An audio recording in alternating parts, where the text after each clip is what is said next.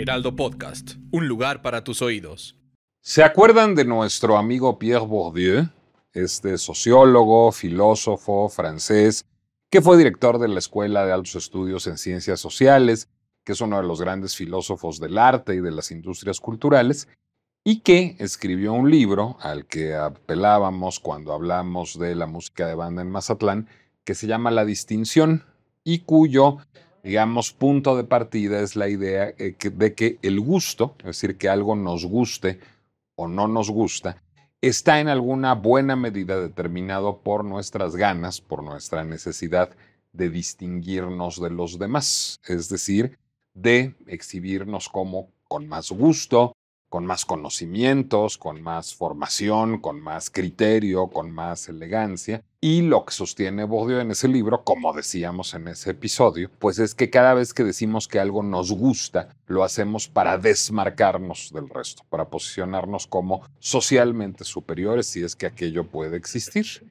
Y el otro día, justamente pensando en Bourdieu por asociación de ideas, pensé en alguien que pues casi diría yo que es un buen amigo de Pierre Bourdieu o una ejemplificación absoluta de su teoría, que es el licenciado Valeriano. ¿Se acuerdan ustedes del licenciado Valeriano? Ya hace una eternidad digital de los tiempos del licenciado Valeriano. Es un fenómeno de 2019, es decir, hace 5 años que de pronto apareció en todas las redes. Todavía TikTok no se volvía tan importante en aquella época, pero en Instagram y sobre todo en Facebook, era como muy del mundo de Facebook, el meme, porque se volvió un meme viral, de este bufete de abogados que se llamaba Licenciado Valeriano, porque era el bufete del Licenciado Valeriano, pero que tenía en su recepción la L del licenciado y la B de Valeriano, pero exactamente con la grafía, con el isotipo de su cuasi tocayo, a decir del licenciado Valeriano, Louis Vuitton. Como Louis Vuitton tiene por siglas LV, pues el licenciado Valeriano decidió que él iba a usar la misma LV del monograma de Louis Vuitton como su logotipo. Y aquello terminó siendo, pues digamos, un meme muy jocoso durante aproximadamente 3 semanas, que es lo que dura un fenómeno de Internet de este tipo. Se quedó como una suerte de resabio cultural durante algunos meses y luego ya todo el mundo se olvidó del pobre licenciado Valeriano. Ni siquiera la Maison Louis Vuitton reaccionó en ningún momento porque pues, era demasiado bufo y absurdo todo como para que alguien reaccionara en ese sentido. Pero el licenciado Valeriano es muy emblemático de lo que dice Bourdieu. Es decir, ¿por qué quería el licenciado Valeriano poner la L y la B con la misma grafía del monograma de Louis Vuitton en su bufete? Pues para que la gente dijera, el licenciado Valeriano es un hombre de gusto, es un hombre de distinción, es un hombre que aprecia las cosas buenas en la vida, tanto así que pues tiene las mismas siglas que Louis Vuitton. Bueno, lo cual termina siendo muy ridículo y muy caricaturizable y muestra que el licenciado Valeriano pretendía exhibir refinamiento y distinción y pues terminó exhibiendo pues más bien ignorancia y más bien pues un talante ingenuo, es decir, porque pues él pretendía que la gente pensara que él era como equiparable a Louis Vuitton y lo único que pues terminó pareciendo pues fue un plagio más o menos ingenuo lo que hizo el licenciado Valeriano. Pero el fenómeno, digamos, lo que hace es caricaturizar cómo funciona en gran medida el ecosistema de lujo y los distintos avatares de funcionamiento que tiene, porque el licenciado Valeriano pues no es tan distinto en esencia de las mujeres quieren traer una bolsa Lady Dior o quieren traer una bolsa acolchonada Chanel con la doble C, no se diga de la gente que trae un cinturón con 2 Fs grandototas de Fendi para lucirlo y, digamos, asociarse con los valores de la marca. Y para decir en alguna medida, yo puedo comprar esta marca. Pero incluso, digamos, podemos extender el asunto a otras cosas. No digamos los herrajes de Ferragamo, de los zapatos, que están más cerquita del bling, o los de Gucci, que están menos cerquita del bling, pero podemos llevarlo incluso pues, a fenómenos discretos, a fenómenos solo para conocedores, como por ejemplo el intrechato de Bottega Veneta. Bottega Veneta es esta marca italiana de cuero que es la antítesis del bling. Durante mucho tiempo en los años 80 las campañas de Bottega Veneta tenían por eslogan "When your own initials are enough", cuando tus propias iniciales bastan. Nada tiene logos, nada tiene iniciales, pero lo que sí tiene Bottega Veneta es una cierta manera de trenzar el cuero, que es un trabajo muy bonito, es un trabajo artesanal, es un trabajo hecho a mano, pero para la gente que sabe reconocer el intrecciato, como se llama, el entretejido de piel de Bottega Veneta, resulta en un símbolo de estatus. Y así hay muchos símbolos de estatus más discretos. Por ejemplo, el estampado de las bolsas de Goya puede ser eso. En algún momento ciertos diseños que desarrolló Paloma Picasso para Tiffany, como la X, los dos trazos que cruzados hacían un beso. El saber esas cosas pues aporta, poco en términos bourdieusianos, un detalle de distinción. Y esto, digamos, es algo que tiene algún tiempo, es decir, en el siglo XIX, Louis Vuitton, que no era una firma de moda, sino de marroquinería, era un maletero que lo que buscaba era hacer baúles y maletas para la aristocracia viajera. Bueno, pues desarrollaron esta tela para que fueran fácilmente reconocibles las maletas, también para que no se mojaran las maletas. Este cuero trabajado, cuando dije tela es porque pensé en toile, es decir, esta tela de cuero que recubre los baúles y después las maletas y las bolsas de Louis Vuitton, pues tenía como propósito que fueran identificables las maletas y además que no se mojaran como las maletas y los baúles de tela normal. Y entonces a partir de eso, pues se creó un símbolo de estatus. Y a lo largo de mucho tiempo, la camelia de Chanel, el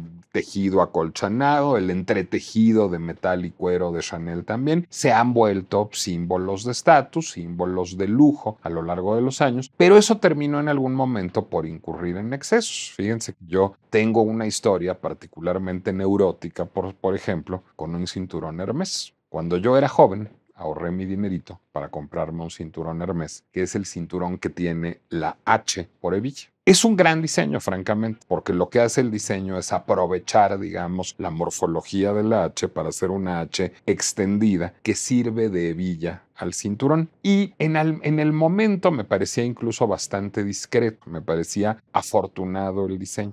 Pero en aquella época, le estoy hablando de los 80s muy tardíos o los 90s muy tempranos, pues no había la proliferación de logotipos que tenemos hoy. O sea, a mí me gustaba mucho usar ese cinturón Hermès. Y luego la piel se desgastó y la repuse. Fui a Hermès y pedí que me vendieran otro cinto, digamos, de piel para ponérselo a mi hebilla Hermès, a pesar de que yo ya no usaba logotipos de ningún tipo para esas alturas. Les estoy hablando ya de los 2000, pero yo decía, bueno, aunque escribí un texto incluso para la revista Life and Style al respecto, lo que yo decía es, bueno, a mí ya no me gustan los logos, me parece vulgar, me parece ostentoso, me parece excesivo, pero Hermès es una marca que está tan bien hecha, que acusa una factura artesanal tan absolutamente minuciosa y hermosa en sus procesos, que este cinturón, que además lo compré hace 15 años, me enorgullece traer. Pero la piel se volvió a desgastar.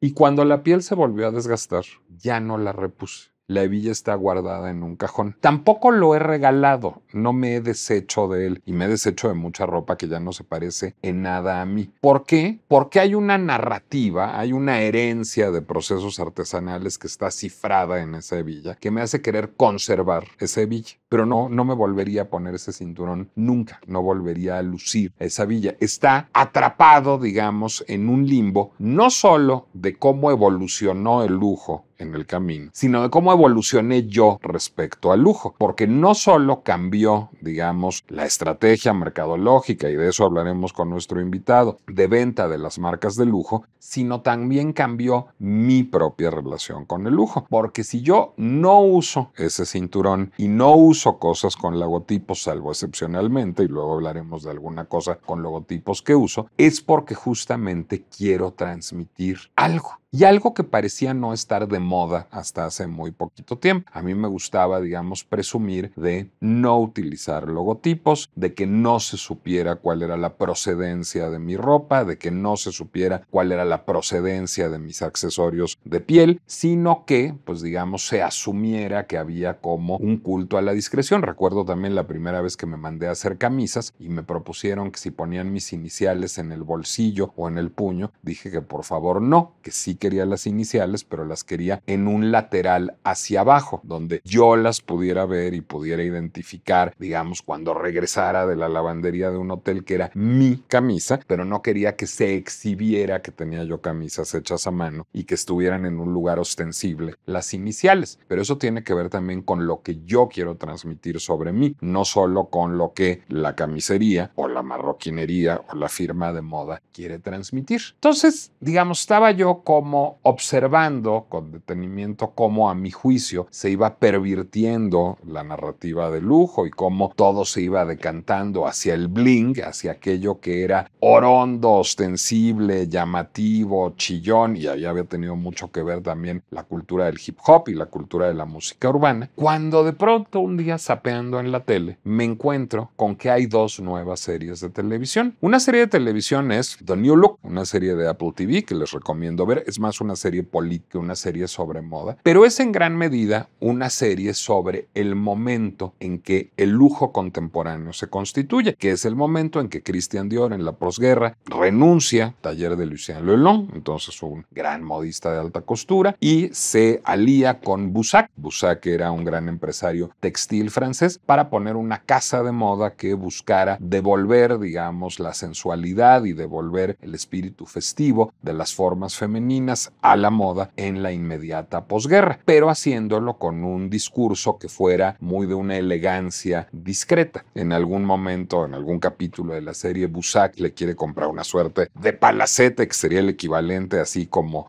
de un restaurante de Mazarik, para que me entiendan en nuestros tiempos, a Christian Dior, y Dior dice, no, por favor, yo no quiero eso, yo no quiero transmitir eso no es la elegancia, eso no es el lujo, y Bussac se tiene que morder la lengua y que aguantar y que no comprarle ese palacio. Y la otra serie que está en Star Plus es Balenciaga, que es una serie sobre Cristóbal Balenciaga. Los más jóvenes dirán que Balenciaga es una marca muy bling, y sí es una marca muy bling y es una marca muy emproblemada recientemente por toda esta campaña en donde le ponían arneses sadomasoquistas a ositos de peluche y salían niños en la campaña, entonces casi cancelaron a la marca, etcétera. Pero eso fue una evolución o una involución, como lo quieran ver, de Balenciaga, después de un momento en que Balenciaga era la esencia misma del refinamiento, al punto que, y la serie lo muestra, Cristóbal Balenciaga, el diseñador, no aceptaba que la prensa fuera a fotografiar sus colecciones para que las tiendas departamentales no le copiaran los diseños, y se daba el lujo de decir, Vogue o Bazar no pueden pasar a mi desfile de modas porque yo no permito que se fotografíen mis colecciones, porque además la publicidad es vulgar. Balenciaga era alguien que pensaba que la publicidad era vulgar. Y de pronto empiezo a ver que esto se entreteje con fenómenos en Instagram como el Quiet Luxury, que está muy referido al éxito de otra serie televisiva, de Succession, en donde eran riquísimos los personajes y eran muy inmorales, pero todos estaban vestidos como de cashmere beige y gris todo el tiempo. Y con otro fenómeno de Instagram que es el old money, el buscar vestirse como las clases adineradas que tienen casas de fin de semana en los Hamptons o en Palm Beach o en la Riviera Francesa, y que eso se ha vuelto como una tendencia en las cuentas de estilo de vida y de moda y sartoriales en Instagram. Y de pronto digo, ah, caray, parece que se hubiera acabado el bling, parece que el lujo hubiera regresado a sus orígenes. Y de pronto ve uno cuentas de ciertas firmas francesas que prohíben la asistencia de la prensa a sus desfiles de moda o que no aceptan publicidad, que no hacen publicidad de sus productos. ¿Qué está pasando con el lujo? ¿Hacia dónde se está moviendo el lujo? ¿De verdad estamos regresando a los tiempos de Cristóbal Balenciaga en que el lujo es algo que solo se comprende a sí mismo? ¿O seguimos viviendo en el imperio de los logotipos, en el imperio del bling,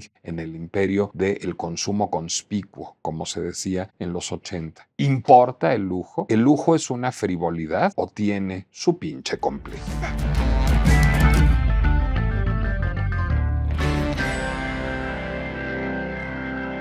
Soy Nicolás Alvarado, me da mucho gusto darles la bienvenida a La Pinche Complejidad, el podcast de El Heraldo Podcast, en donde tomamos hasta temas que no son problemáticos, porque el lujo debería no ser problemático, debería ser un satisfactor en estado puro, y los hacemos violentamente complejos, que es algo que a mí me divierte mucho y es algo que divierte mucho también a nuestro invitado de hoy, con el que realmente lo que estoy haciendo es un ejercicio de exhibición y de ostentación, pero no de lujo, o bueno, sí de lujo, de platicar con Arturo Aguilar. Arturo Aguilar se dedica al marketing de lujo, trabaja desde hace mucho tiempo en Moet Hennessy, una de las principales firmas de lujo, en este caso el lujo de los vinos y los destilados, el champán de manera muy destacada, pero parte del conglomerado de lujo más importante del mundo, que es el LVMH, Louis Vuitton Moet Hennessy, que es, digamos, como la mega firma de lujo que engloba desde Dior hasta Chateau Cheval Blanc, pasando por, aunque usted no lo crea, Birkenstock, además de Louis Vuitton y todo el portafolio de Moet Hennessy. Pero Arturo, además de trabajar en el sector de lujo, es un hombre al que le gusta no solo pensar en lujo, sino hacerme repelar. Entonces, en algún momento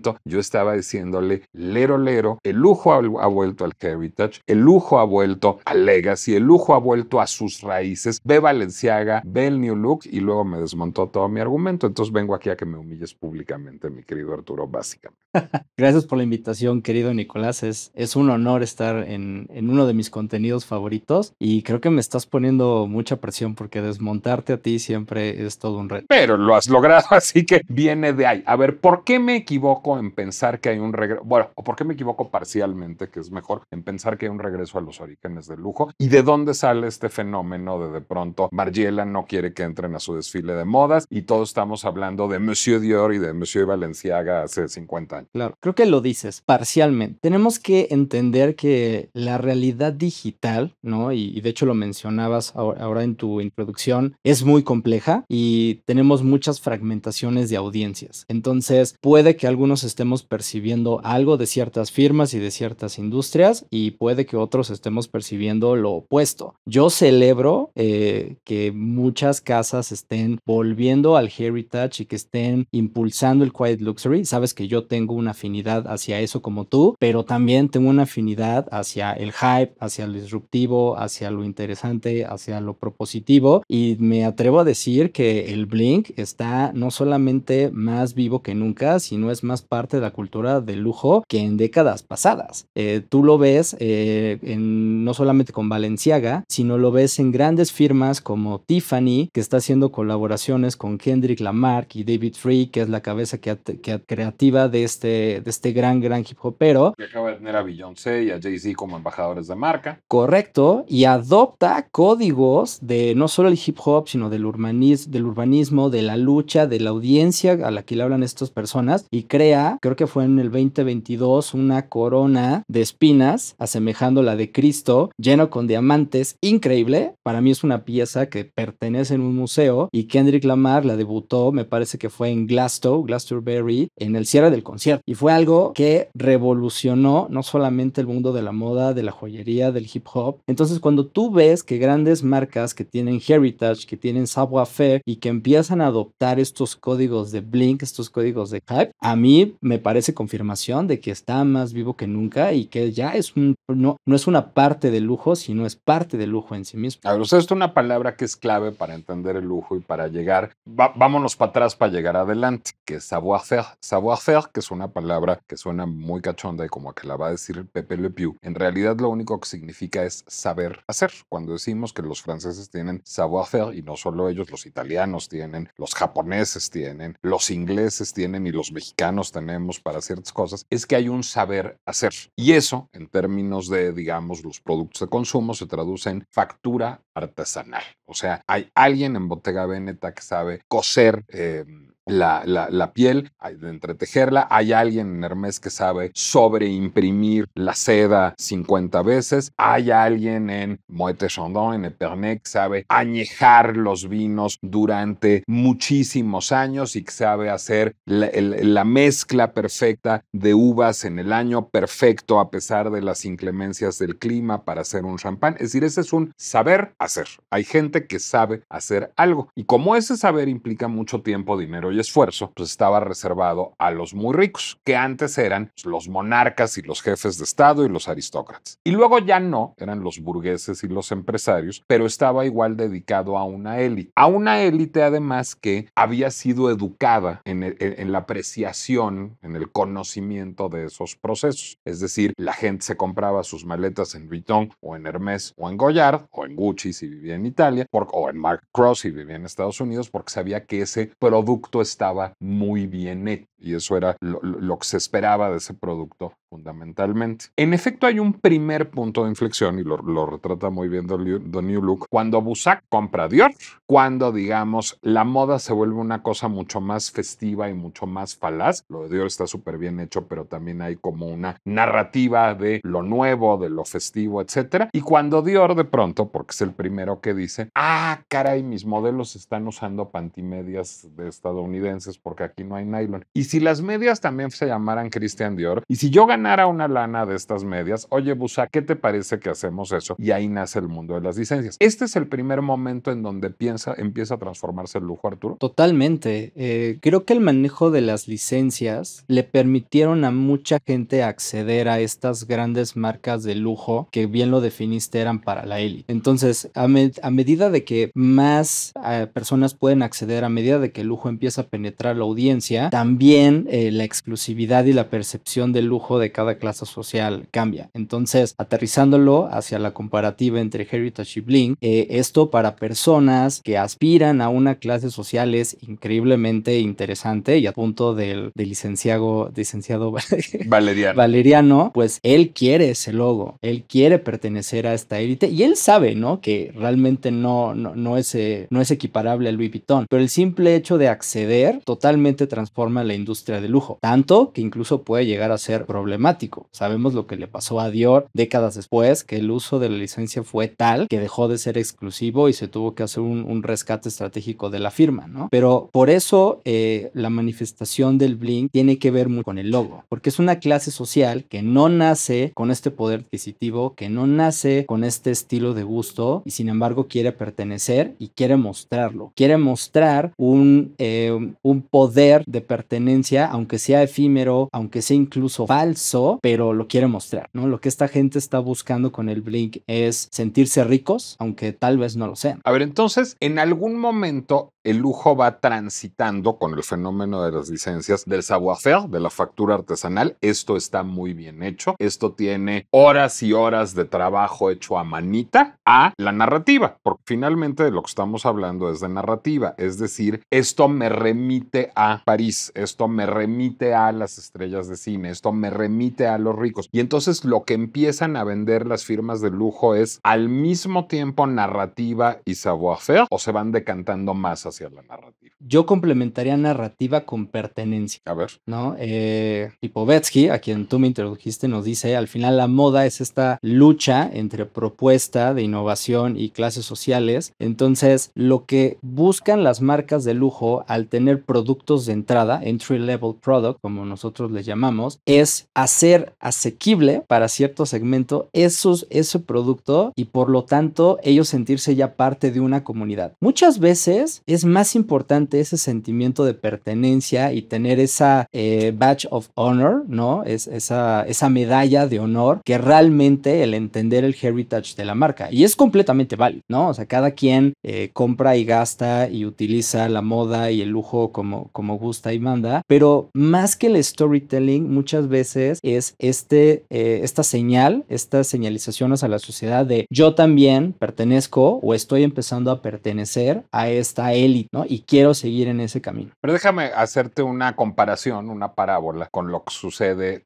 digamos, en el mundo, por ejemplo, de la crítica cultural. Pues antes había críticos de cine o críticos de literatura o críticos de moda que eran los expertos. Ese modelo se puso en crisis con la revolución digital, porque pues ahora todos escribimos de cine, de literatura o de moda o de lo que nos dé la gana, y entonces el crítico es mucho menos atendido. Pero la paradoja de la revolución digital es, pues si ya todos somos expertos en cine o en literatura o en música o en moda, pues ya nadie es, o sea, ¿quién es la voz autorizada? Si el lujo es accesible a todos, no deja entonces de ser lujo, es decir, si todos podemos pertenecer al universo del lujo, entonces no deja de ser exclusivo ese universo. Es que definamos qué es es asequible y quién puede acceder a eso. Pero en premisa estás completamente en lo correcto. Pero ¿por qué no colapsa entonces el modelo de negocio? Y no colapsa. Hay marcas que llegan a colapsar. Y Dior, Dior fue un gran ejemplo. Cuando ya existe esta proliferación de licencias y de productos con el emblema, claramente la marca corre peligro. El lujo se mantiene cuando, aunque tienes un producto de un precio al cual un consumidor de otro nivel socioeconómico puede acceder, aún así la distribución es selectiva y es escasa. Pero los perfumes, digamos, no están disponibles en cualquier duty free. Sí, pero ¿cuántas personas pasan por un duty free de la población total? Okay, es decir, ¿cuántas personas se van a dar el tiempo de entrar al duty free, investigar que está un poquito más barato y comprarlo? Es decir, finalmente se construye una narrativa que va de la clase media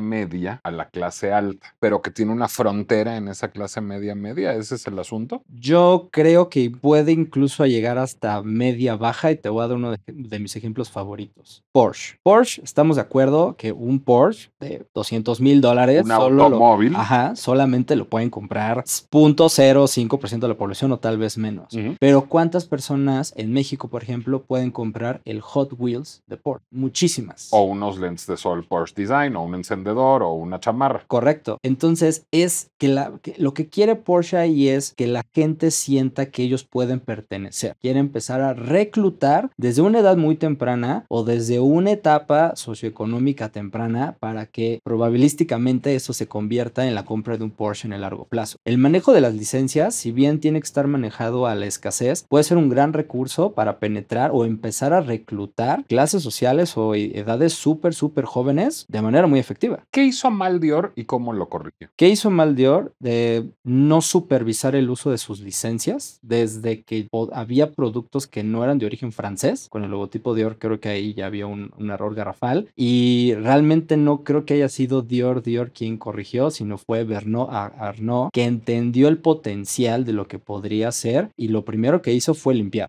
Redujo el portafolio, redujo la manufactura, se enfocó en esta distribución ultra selectiva y casi controlar la experiencia hacia el consumidor. Tomó mucho tiempo y dinero y a partir de eso ha habido muchas altas, pero también ha habido algunos descalabros, pero siempre ha sido muy fiel a su origen, muy disciplinado con su distribución y muy disciplinado con el savoir-faire de sus productos. Es decir, el savoir-faire sí sigue importando, no es la pura narrativa de la marca. Yo, por supuesto que no. Creo que incluso personas que compran una mesón de lujo por el logotipo, perciben cuando algo está mejor hecho que cuando no está bien hecho. Ahora, llega un momento en que parece, digamos, que todo el discurso del heritage y del legacy, es decir, de casas que tienen facturas artesanales que se remontan al siglo XIX o incluso antes, deja de ser como mercadológicamente viable y en que todo mundo,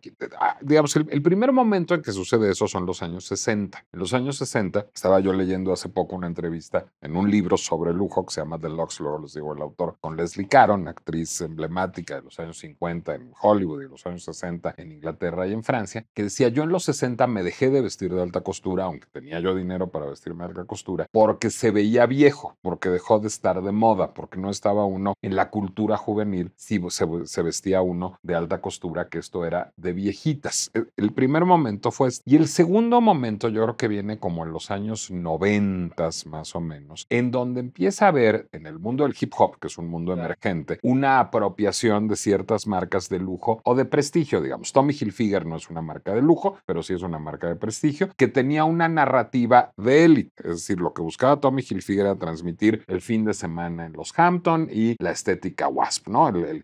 El jean de color estridente, el topsider sin calcetín, el suétercito amarrado a la espalda, eso era Tommy Hilfiger. Y de pronto empiezan los hip hoppers del gueto negro a ponerse camisetas oversize Tommy Hilfiger y a ponerse jeans oversize Tommy Hilfiger a la carrera y a la carrera y a la cadera, tenis Tommy Hilfiger, y empiezan a subvertir todos los códigos de la marca. Y a Tommy Hilfiger le parece bien. Tommy Hilfiger, a diferencia, por ejemplo, hablemos de los errores de tu competencia, Cristal es una marca de champán que dice, nosotros no queremos que los raperos consuman nuestro producto. Dom Perignon empieza a dar la bienvenida a los hip hoperos e incluso Moet Hennessy saca Armand de Brignac, que es un champán para ese segmento específicamente. No había ahí, digamos, una transformación de lujo que parecía que el Heritage había dejado de importar y todos queríamos, digamos, como inscribir el lujo en esa cultura contemporánea muy cercana de la música urbana y del bling. Al final es una conversación. ¿Por qué? Porque el lujo es cultura. No puedes crear una marca de lujo, no puedes crear un icono social y cultural si no entiendes la cultura. Entonces, las casas que entienden esto y que tienen la forma elegante y acertada de adoptar o de reclutar diseñadores o embajadores de marca que los legitimizan como parte de esa cultura, tienen probabilidades de éxito y de sobrevivir porque van a reclutar otros consumidores. Sin embargo, analízalo. Las marcas de lujo que han adoptado este hype, que han adoptado este bling, pero que pierden su heritage, son las marcas que están en problemadas. Porque al final, lo que hace que esas personas, estos hip hoperos, querían Tommy Hilfiger o querían un reloj Rolex o querían unos tenis Jordan, es el heritage, es lo que representa la marca y ellos le están poniendo su toque, ¿no? Y lo vemos, por ejemplo, todas las compras que hicieron de Rolex y les ponían diamantes. El Rolex ya es perfecto, pero ellos querían hacerlo suyo y hacerlo parte de la cultura. Entonces, creo que no es que dejó de importar, sino por el contrario. Ese heritage, ese código cultural, esa representación era lo que hacía que estas clases sociales aspiraran a ellos. Si no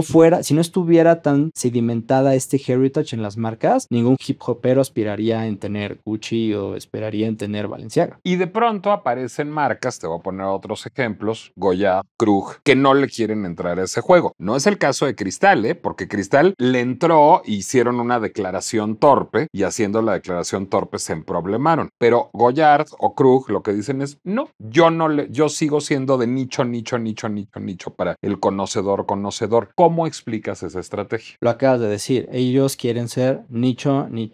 Y ellos están cómodos con los volúmenes que venden, con el número de piezas que venden y quieren vendérselos a personas que entiendan el producto y que son conocedores. ¿Cambiamos nosotros en el camino? Es decir, en el camino también cambió el consumidor de lujo. ¿Quién es el consumidor de lujo? Totalmente. El consumidor de lujo ahora es muy complejo y nosotros creemos que hay 3 tipos de consumidores. Partamos un poco de la teoría del lujo con la que nosotros operamos. Hay 2 motivaciones. Nosotros LVMH. Okay. Hay 2 motivaciones para comprar lujo o para vivir el lujo. Uno es mostrar el nivel o tipo de gusto que tengo y otro es mostrar el tipo de poder adquisitivo que tengo, ¿no? Y puede haber vaivens entre eso. Entonces, hoy en día hay consumidores que, como tú y como yo, estamos ya un poco saturados de lo que está pasando y buscamos más un producto que me dure, pero que represente mi esencia, que sea elegante, que me ofrezca una economía de lujo, ¿no? Es decir, una maleta de la marca que tú elijas, de este Heritage, va a durarme muchísimos años, ¿no? Loro Piana le vende a ese segmento, Brioni le vende a ese segmento. Perfecto, ¿no? Están los Berlutis de este mundo, por ejemplo, los Krug de este mundo, por ejemplo. Pero luego hay otro segmento de consumidores que lo que buscan es demostrar que lograron llegar a un poder adquisitivo o a un cierto estatus. Y ese es el origen del bling. O sea, el bling nació, como bien lo señalabas, yo creo que un poquito antes, en los 80, en la época del hip hop, con el gangster rap, y eran estas personas que querían sentirse exitosas, querían sentirse ricas y que hacían compras de diamantes exorbitantes para modificar sus dientes, sus relojes, cadenas, y eso se empezó a cultivar no solamente hacia la audiencia, sino hacia las mismas marcas, ¿no? Hoy en día sobrevive, hoy en día lo vemos con gente como Peso Pluma, como Natanael Cano, incluso Alejandro Fernández lo vemos usar ya cadenas bastante pronunciadas, y también está ese consumidor, ¿no? Ese consumidor que tal vez accedió a cierto dinero recientemente y quiere celebrarlo y quiere mostrarlo y quiere comprar 10 botellas de Armand de Brignac para celebrar su éxito y demás. Y hay marcas que son nativas para ese mercado. Pienso, por ejemplo, en Juicy Couture, en Roberto Cavalli, ¿no? Que nacen para atender a ese segmento. En Armand de Brignac. Exacto. Exacto, creo que el mejor ejemplo es Armand de Brignac. Armand de Brignac nació para celebrar a estas personas. Sí, voy a explicar. Armand de Brignac era una casa de champán chiquitita, inactiva, que en algún momento Moet Hennessy compra y lanza con unas botellas doradas y plateadas para tener un segmento que no tenía. Pero la historia es mucho más profunda de eso. Jay-Z es el socio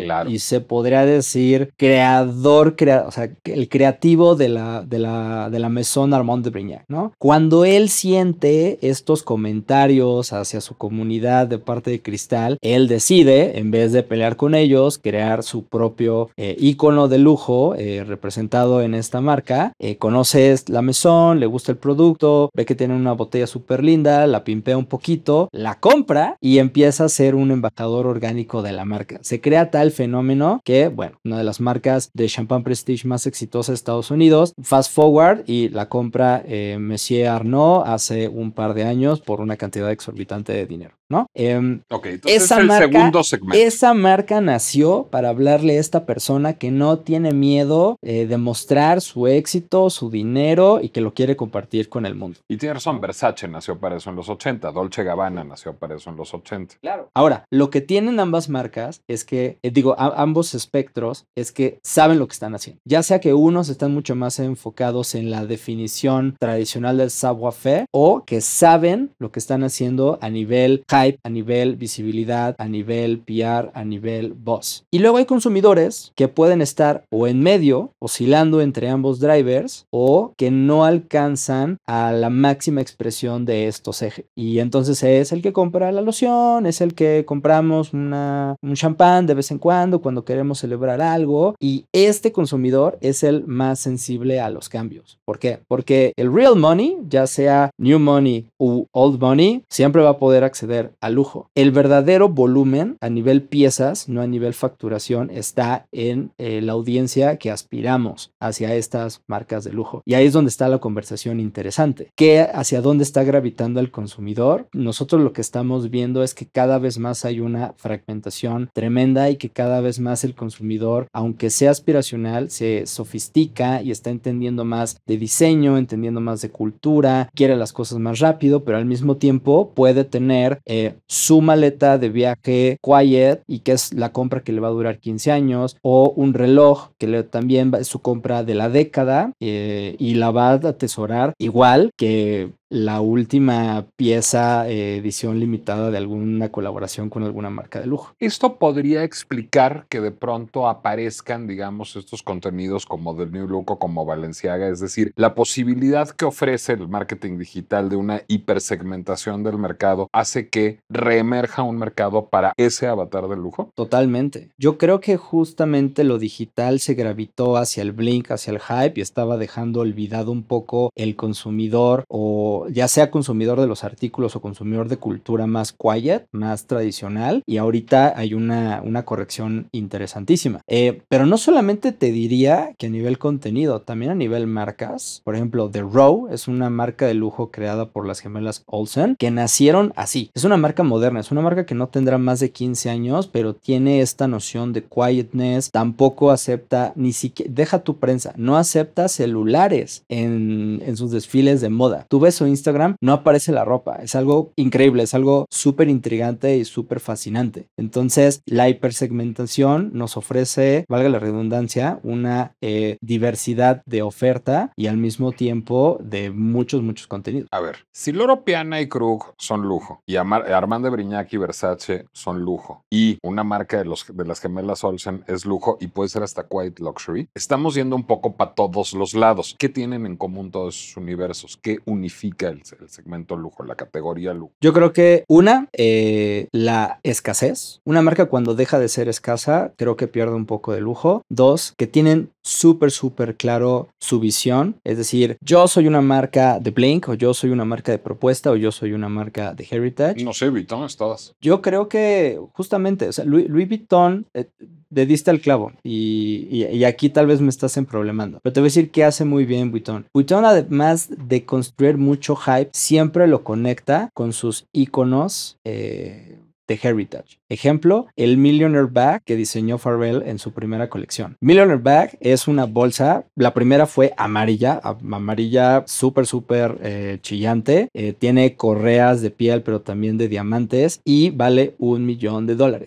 Pudo haber hecho cualquier otra prenda, de $1 millón, pero él decidió... Fue bueno tu lapsus porque la prensa tenía mucho que ver en la ecuación. Estaba dedicado para generar prensa. De acuerdo, pero mi punto es que pudo haber hecho una gorra, pudo haber hecho unas botas, pero ¿por qué decidió hacer una bolsa? Porque las bolsas son el core business actual de Louis Vuitton. Ahora, esa bolsa, la Millionaire Bag, no es la que va a generar el negocio de Vuitton, ni siquiera el negocio de marroquinería de Vuitton. Va a generar notas. Sí. O sea, lo que va a generar es posts en Instagram y notas en Vogue, y si quieres hasta notas en The Economist, seguramente debe haber terminado generado. The New York Times, por Exacto. ejemplo. Pero va a vender bolsas Vuitton normales. Correcto. Y llaveritos Vuitton. Y para eso sirve, no para vender esa bolsa, digamos. Correcto. Aunque, y ojo, probablemente ni las vendan. Probablemente haya algunas en alguna boutique en Dubai, en Manhattan, pero probablemente las regalen. A ese punto llega. Y yo creo que ahí se responde tu pregunta. Louis Vuitton puede hacer ambas cosas porque siempre se conecta con su heritage, que es nosotros sabemos hacer bolsas, maletas. Los reyes del juego de lujo son los que sepan jugar todos los juegos. Es decir, por eso Bernard Arnault es el hombre más rico del mundo y por eso Vuitton es la marca más rica del portafolio LVMH. Uno de sus hijos, Alexander Renault, decía que las casas de lujo tienen que saber entrar a la conversación en el momento adecuado y de la forma adecuada. Tiffany es el mejor ejemplo. Tiffany era una marca que empezaba a sentirse como de mi mamá y cuando la compra el grupo le dieron este twist, hasta hicieron esta campaña que se llamaba Not Your Mother's Tiffany, supieron entrar en el momento de la forma correcta y no solamente la marca revivió, sino ahora es la que está driviendo la conversación. Esas son las marcas que se van a mantener no solamente en el largo plazo, sino se van a mantener relevantes siempre. Porque puedes tener marcas que duren décadas, pero que tal vez pierdan coolness, que tal vez pasen desapercibidas, o tienes marcas que fueron súper exitosas y que ahorita se están apagando, ejemplo Supreme. Supreme, todos recordamos estas camisetas, estas ejecuciones de patinetas súper locas. Marca urbana digital como Armand de Brignac. Y no hay nada más viejo ahorita que ponerte una playera Supreme. No había heritage. No había heritage. Aunque seas una marca reciente, necesitas tener muy claro lo que estás vendiendo a nivel savoir-faire. No necesariamente heritage. El heritage es algo que se puede construir si tienes la paciencia. Pero yo no te sé explicar qué vendía Supreme, más allá del hype. Claro, pero si solo te concentras en el heritage, pues te vuelves patú y desapareces. Es decir, es hacer un buen malabar entre el heritage y la relevancia cultural, que si va del lado del bling, vamos del lado del bling, y se va del lado del old money, vamos del lado del old money. Es decir, es tratar de jugar un poco a leer el zeitgeist. Correcto, es una conversación. Por eso es importante hablar del lujo, es decir, por eso hay una pinche complejidad del lujo, porque nos ayuda a leer el zeitgeist y a leer en dónde está la sociedad en un momento dado. Por supuesto, para mí el lujo es de las expresiones más tangibles de las conversaciones culturales que están pasando. El error es creer que solo hay una conversación correcta y que solo hay una expresión de lujo correcta. Nos puede gustar o no nos puede gustar, pero es innegable, por ejemplo, que Peso Pluma es de los 10 artistas más influyentes en la moda y en el lujo el día de hoy. Es innegable completamente, pero al mismo tiempo no podemos negar el heritage que tiene Berluti, por ejemplo. Correcto. Y en ambos casos, y eso es algo que me enseñaste tú, pues de lo que estamos hablando es de con qué está soñando la sociedad, ¿no? Porque finalmente lo que vende el lujo es un sueño, y un sueño que está adecuado a un momento específico en la cultura. Correcto. Decimos que comprar lujo es comprar un pedazo de tu sueño. ¿En dónde podemos leer pedazos de tus sueños, Arturo Aguilar? ¿Dónde podemos seguirte en redes sociales? Pues me pueden encontrar en Instagram, en @ArturAguilar, y pues verán cosas muy interesantes o no tanto. ¿Arroba Aguilar con H o sin H? Con H. Bueno, a mí me pueden encontrar en Nicolás Alvarado Lector, tanto en Instagram como en Threads. Les recuerdo que La Pinche Complejidad es una producción de El Heraldo Podcast que pueden ustedes consultar en Spotify, Amazon Music, Apple Music, Deezer, YouTube o cualquier lugar en donde ustedes suelan consumir podcast. Y mientras tanto yo, con toda discreción, sin hacer ninguna ostentación, ya me voy a mi casa con mi portafolio Vuitton con su logotipo monogram como el del licenciado Valeriano, porque todo mundo corazoncito.